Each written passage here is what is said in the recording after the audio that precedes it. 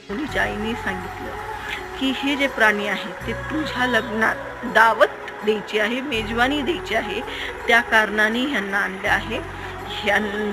यांना पचवून, मारून पचवून काय ते करत असतील ते त्यांचं भोजन करून हे आलेल्या अतिथींना वाढण्यात येणार आहे.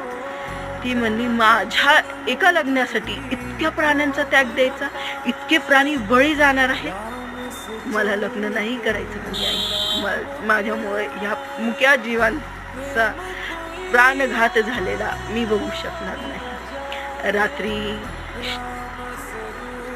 ती मुलगी उठली आणि उठल्यानंतर जेवढे प्राणी आणले होते दावतसाठी तेवढे सगळे सोडून दिले आणि ती स्वतः एका जंगलात पळून गेली. तीच ही शबरी नावाची